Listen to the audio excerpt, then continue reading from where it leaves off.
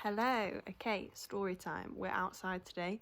Someone down the road keeps mowing their lawn, so I'm sorry if you can hear that in the background, but I wanted to sit outside in the sun.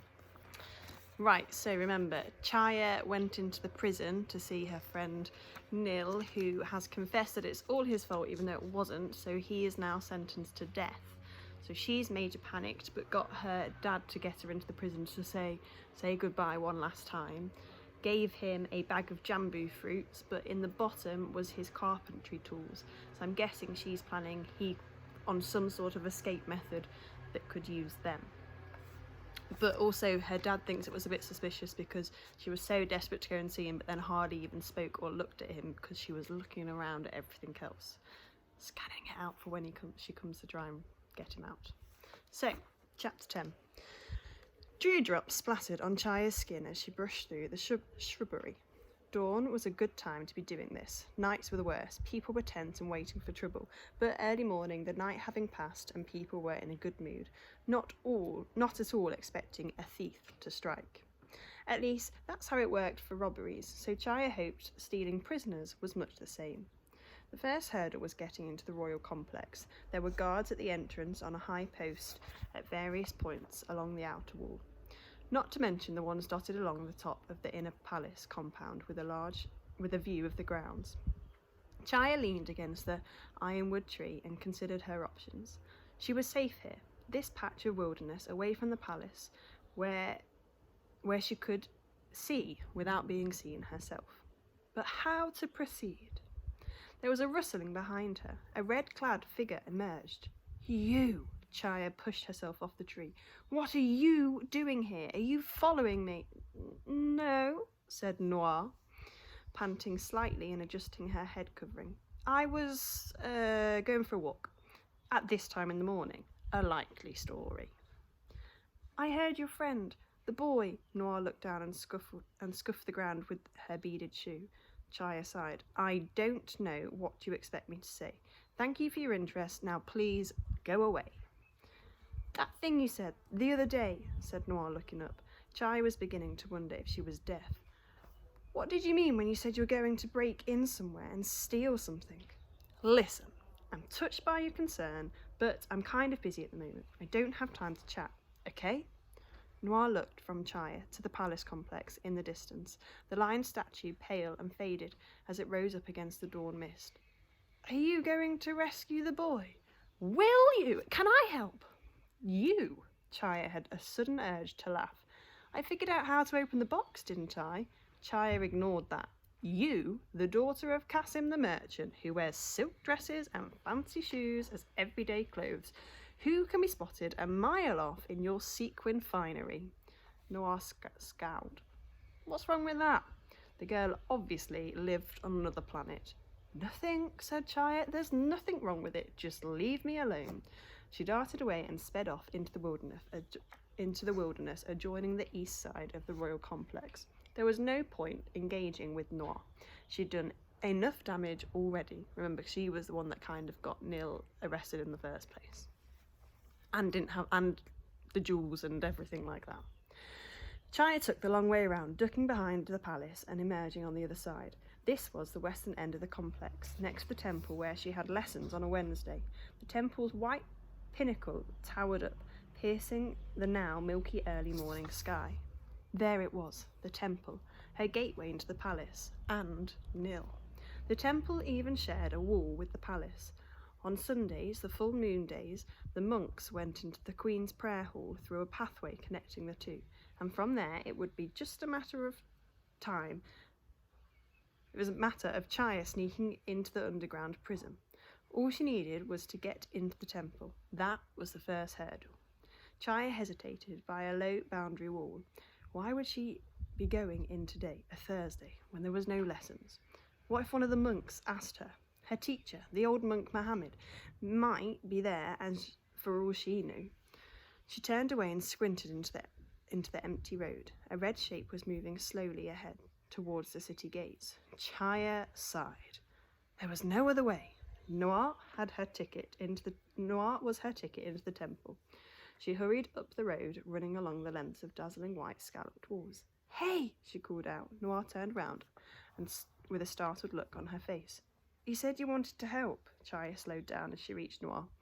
Noir eyed her suspiciously. I did?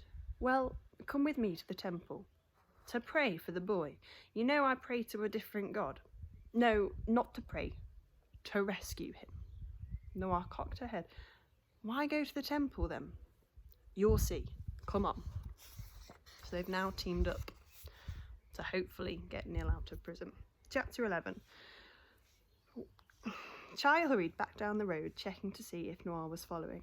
They passed the usually bustling entry into the city, the pale morning glow bouncing off the white brickwork as their footsteps echoed in the deserted road. Noir caught up with Chaya and walked beside her, silent but pink-faced with excitement. Chaya stopped at the entrance to the temple. The sparkling white dome towered mountainous in front of them. At the foot of a line of a child's monks in their saffron-coloured robes walked to their morning lessons. A quiver of excitement was beginning to tingle in Chaya as they went into the compound. Okay, so this is what I want you to do, she said. I'm going to show you around. Noir frowned. Why? They followed the path, Noir staring at the heart-shaped leaves on the peepal tree on the side. Well, I'm not really. That's what I'm pretending to do. You're a foreigner, you want to see things. I need an excuse to be here. Do you study here or something? A monk nodded at Chaya and Noir as he swept leaves off the ground, the ilks of his bedroom rasping on his broom rasping on the stonework. Chaya put her palms together in greeting and smiled at him as they passed. Yes, but I don't have lessons today, she said to Noir. Anyway, don't ask questions. Leave your shoes here. Noir looked like she was about to protest, but complied. Her heavily beaded shoes looked out of place beside the few straggly sandals around here. Chaya looked around the compound, and she tugged off her shoes. No one was in earshot. The monk in the compound stamped the broom on the ground and went around to the back. So I go in with you. If anyone asks, you know why we're here. Me? I'm going to sort of disappear. They stepped into the temple. It was dark inside, the stone floor cold under their feet and the smell of coconut oils in the tiny clay lamps lingering in the air. What does sort of disappear even mean? Said Noir. Either you disappear or you don't. Fine, I'm going to disappear. Where to? That, said Chaya, making for the arch passage, is none of your business. In that case, Noir started back to the entrance. You're on your own. Hey, Chaya ran up behind. Noir, her voice echoing through the passage. What's wrong with you? You said you wanted to help. I do, but you want to do everything your own way. Chaya was confused. So you can't expect people to help if you don't tell them things. Why not? Once I disappear, your part's over. Chaya made a slashing action with her hand to emphasise the over. I only need you to be a reason to be in the temple. Once I'm gone, you can leave. Leave? Yeah, go home, go for a walk, eat those sugary sweets on your sideboard, whatever. Noir scowled. I am not going to. Chaya! Soft footsteps padded down the curving passage and her teacher, Mohammed, shuffled into view. Is that you, dear? Chaya glared at Noir. This would never have happened if Noir had just done as she was told and not argued. Yes, master. What are you doing here so early? It's not Friday, is it? He peered at Noir, readjusting his robes over the one stooping shoulder. Who is your friend? Chaya shuddered at friend. This is Noir, master. Her father is the merchant, Qasim. I've brought her to see our temple. Noir smiled at him awkwardly. She didn't bow to Mohammed, but he didn't look offended. Ah, so you come from the land of deserts. Welcome, Noir. You are free to look around any time. I will ask Skarna to unlock the shrine room for you as well. That would be excellent, master, said Chaya. This was going better than she could have hoped. The shrine room was right by the passage to the palace. Thank you, said Noir. I've never seen a temple before. Where I come from, we have mosques. They're very different. We'll keep going. Mohammed inclined his head. I've seen pictures. In fact, I've read many translations of books by your people. We have a few works of science and poetry here as well. Brought them from the great library in the north. I would love to hear more about your land, my dear, the deserts, the city, and your journey here by sea. I think you would have many stories to tell. Chaya nearly choked with annoyance. It's nothing you wouldn't already know, master. Now it was Noir's turn to glare at her. I doubt that, Chaya, said Mohammed. We all have so much to learn from each other. There's a great big world outside of our island. Noir smiled. I'd love to come and talk to you. I could tell you about my country and all the places I visited on the voyage here. Come back when you finish looking around if you have time, said Mohammed. And maybe, if you'd like, you can attend lessons here once a week, like Chaya. I would love that, said Noir, brightening up considerably. But I don't know what my father would say. She seemed to droop a little at the thought. Chaya stared at the two of them. Noir learned Scanscart and the sciences at the temple like she did. Noir wasn't even in normal school, so why would she get to have these extras? We have to go, she snapped at Noir. Master, I'll show her around and then we'll leave. We won't take long. Oh, that's all right, my dear. Take your time.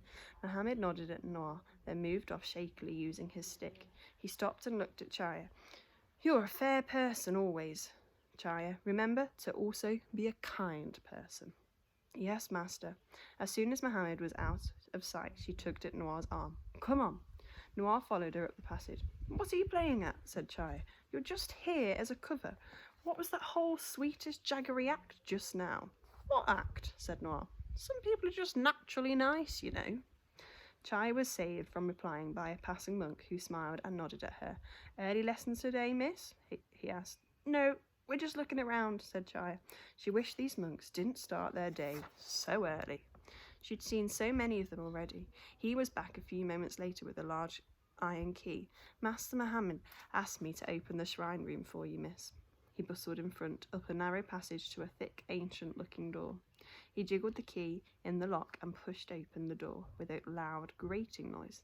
Take your time looking around. I'll come by and lock up later. Noir stared at the dozens of statues built along the wall. They're very old, Chaya said to Noir for the benefit of the monk who was leaving. Made in, a very long time ago. Chaya went to the door and peeped out to the passage. The monk was gone. She turned back to Noir. Okay, your part ends here. Walk around a bit and then leave in 15 minutes. She darted off towards the open door at the end of the passage that led to the temple grounds, where she could see a reposing statue nestled in the greenery outside. She stopped and turned back to Noir in the shrine room. Thank you. You've been a great help. She scurried off, her bare feet slapping on the gritty stone floor. Outside, whittled frangipane flowers lay at the foot of the giant statue near the palace entry. Next to it was a steep flight of steps up to the threshold of the palace complex. She ran nimbly up it. Miss Chaya! A surprised voice rang out. She whipped round to the top of the stairs. It was the temple keeper staring at her puzzled. What are you doing up there? Are you trying to get into the palace? And we're going to stop there. So after all of that, she got caught by the temple master asking, are you trying to get into the palace? So she's now going to have to come up with some sort of excuse to explain herself. Noir has proved a little helpful, but also a bit annoyed that she's being bossed around by Chaya. So we'll see how their plan works and if they manage to get Nil out before he is sentenced to death. Okay, see you soon.